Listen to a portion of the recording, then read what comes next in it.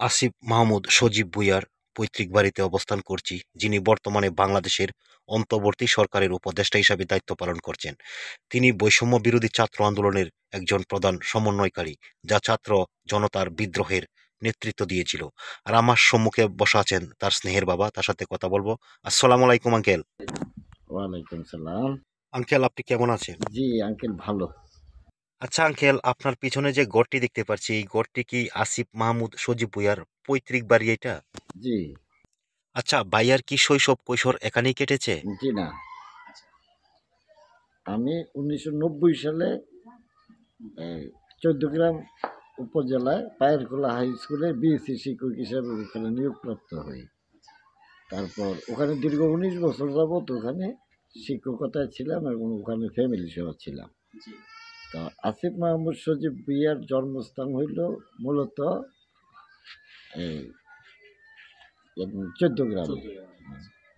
তো তার শৈশবও কাটে 14 গ্রামে। তারপর পায়েরখোলা বালক সরকারি প্রাথমিক বিদ্যালয়ে সে ক্লাস 5 পর্যন্ত লেখাপড়া করে। তারপর আমি প্রধান শিক্ষক হয়ে আকুপুরি আকুবলি ভুঁইয়া পাবলিক উচ্চ বিদ্যালয়ে চলে আসি 2010 সালে এইখানে। জি। তখন আসিফ মাহমুদ সজীব ভুঁইয়া এখানে ক্লাস 6-এ ভর্তি হয় এবং ক্লাস 8 পর্যন্ত লেখাপড়া করে। আচ্ছা, 8 পর্যন্ত লেখাপড়া করার পর তাকে আমরা নাকালপাড়া হাসান আলী উচ্চ বিদ্যালয়ে ভর্তি করে দিই ঢাকাতে। তো ওখানে সে এসএসসি পাস করে মানবিক বিভাগ থেকে। তারপর ঢাকাতে আদমজি ক্যান্টনমেন্ট কলেজে ভর্তি হয়। ক্যান্টনমেন্টের ভিতরে আদমজি ক্যান্টনমেন্ট কলেজ থেকে সে ইন্টার পাস করে মানবিক বিভাগ থেকে। সেখানে সে আর্টস থেকে A+ পাইছিল। তো তার A+ নয়, এ পাইছিল। আর্টস থেকে রেজাল্টটা একটু কিন্তু। তারপর ঢাকা ইউনিভার্সিটিতে ইন্টারভিউ দেয় এবং সেখানে সে ভর্তির জন্য যোগ্যতা অর্জন করে এবং সেখানে সে ভাষা বিজ্ঞান বিভাগে ভর্তি হয় 2018 সালে। সেখান থেকে সে রাজনীতির সাথে জড়িত, মানে ছাত্র রাজনীতি। ওখানে গণ অধিকার পরিষদ, ছাত্র অধিকার পরিষদ একটা ছিল, ওইটাতে বিপিন নূর ছিল এটার প্রধান। ওখানে ওই রাজনীতি করার সময় তার পদ ছিল সভাপতি পদে ছিল। তার পরবর্তীতে বিপিনুরের দল থেকে তারা যে কোনো এক কারণে যখন বিপিনুর ইউনিভার্সিটিতে বেরোয় চলে যায় গিয়ে সেটা সে গণ অধিকার পরিষদ করে। হ্যাঁ, গণ অধিকার পরিষদ মানে তখন ছাত্র অধিকার পরিষদ, মানে ছাত্র কথাটা এটা থেকে বাদ পড়ে যায়, গণযুক্ত হয়। তো ওরা যেহেতু ছাত্র রাজনীতির সাথে জড়িত, হয়তো যে কোনো কারণে এদের প্যানেল সহ ওইটা থেকে পদত্যাগ করে, যে কোনো কারণে, এটা এতটা আমি জানি না। তো এরপরে আবার তারা নতুন করে একটা দল গঠন করে ছাত্র অধিকার পরিষদ, না ছাত্র শক্তি পরিষদ। তো ওইটাতে এরা প্রায় মানে অনেক মানে এটার সাথে জড়িত ছিল এবং এটার সাথে নাহিদ হইতে আরম্ভ করে যতগুলো কেন্দ্রীয় সমন্বয়ক আছিল তারা সবাই কিন্তু ওইটার সাথে জড়িত ছিল। পরবর্তীতে এইখান থেকে তো পরের ঘটনা তো আপনারা সবাই জানেন। হ্যাঁ। আচ্ছা, ছোট সময় ছেলেরা একটু চঞ্চল থাকে, তো সজীব ভাইয়া ছোটবেলা কেমন কি চঞ্চল ছিল নাকি? সে এতটা চঞ্চল না, এবং সে সবসময় কি করতো, একটু ছেলে মেয়েদের সাথে একটু মিশতে একটু ভালোবাসতো। তো আবার একটু স্কুলে থাকাকালীন সময় একটু নেতৃত্ব দিতে এটা একটু পছন্দ করতো। এটা একটা তার হ্যাবিট ছিল। পরবর্তীতে গিয়া এটাই বাস্তবে রূপ নেয় আর কি। আচ্ছা আঙ্কেল, আর একটা কথা জিজ্ঞেস করি, সজীব ভাইয়ার ভাই বোন কয়জন? আসিফ মাহমুদ সজীবের আমার এই ছেলে একটাই। আচ্ছা, মেয়ে আছে বর্তমানে 3জন, 4জন ছিল। একজন ক্লাস 8-এ পড়ার সময় সে এই হয়তো অসুস্থ হয়ে পড়ে, তার পরবর্তীতে সে পিজি হাসপাতালে ভর্তি করেছে, এখানে মারা যায়।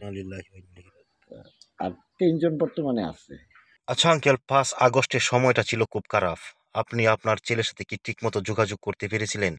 এবং আমরা জানি আপনি নিখোঁজ হওয়ার খবরও পেয়েছেন, মর্গেও খুঁজছিলেন। সেই সম্পর্কে যদি একটু বলতেন। জি। না, ইয়ে থেকেই শুরু থেকেই যোগাযোগ থাকতো সারাক্ষণ, মানে আমরা টেনশনে ছিলাম এবং খবরাখবর রাখতাম। 18 18-19 তারিখের দিক দিয়া হঠাৎ সে নিখোঁজ হয়ে যায়। তখন আর যোগাযোগ বিচ্ছিন্ন হয়ে যায় এবং পরবর্তীতে আমি এবং আমার ওয়াইফ সহ ঢাকা চলে যাই। গিয়ে বিভিন্ন স্থানে মানে তালাশ করি, এমনকি ওই ঢাকা মর্গে পর্যন্ত তখন কি সেটা আমরা মানে লাশ দেখে শনাক্ত করার চেষ্টা করি এবং করছিও সেটা, সেখানে কোনো খবর পাইনি। পরবর্তীতে না না না এর পরবর্তীতে আমরা সংবাদ সম্মেলন করি এবং ইউনিভার্সিটি তার সাথে যারা চলাফেরা করতো সবার সাথে একটু যোগাযোগ করছি এবং খবর নেবার জন্য চেষ্টা করছি, কিন্তু মানে সঠিক খবরটা কেউই বলতে পারে না। তো সংবাদ সম্মেলন করার পর এটার একটা কারণ আছে। 21 তারিখ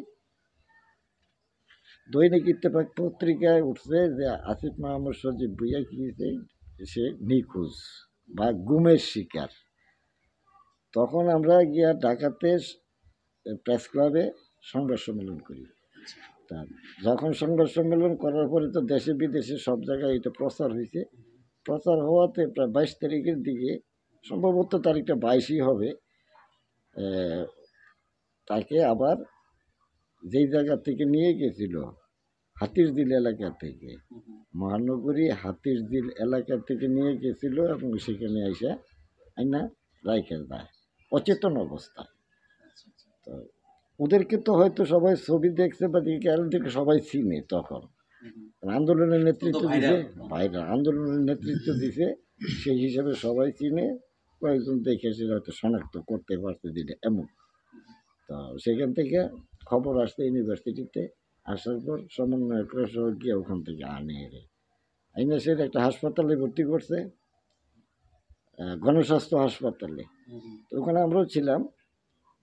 তো নাহিদও কিন্তু ওই সময় মানে গণ চিকিৎসা হাসপাতাল নাকি যে একটা নাম, ওইটার মাঝে ভর্তি অবস্থায় ছিল। তো ওখানে যাই আমরা, তারপর ভর্তি করে ওখানে থাকে একদিন, গেছে পরের দিনে আবার গিয়ে সে এইখান থেকে ওই ইয়ারা গোয়েন্দা কি ডিবি পুলিশ যারা আছে তারা গিয়ে ওখান থেকে এদেরকে নিয়ে আসছে।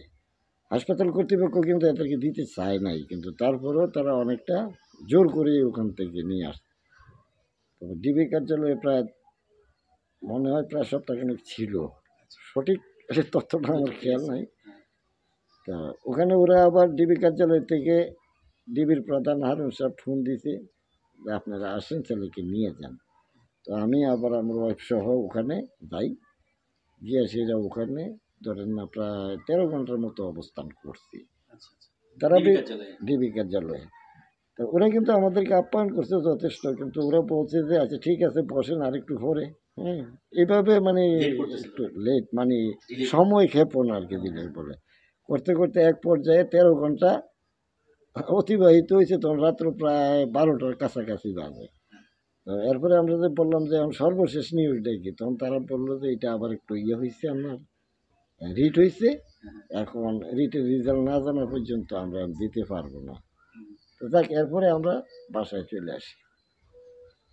আসার পরে আবার একদিন পরেই আবার কি করছে তারা, ওই আবার খবর পাঠাইছে গিয়া আনার জন্য। তারপর তখন আমি আর গেছি না, আমি বাড়িতে এসে পড়ছিলাম।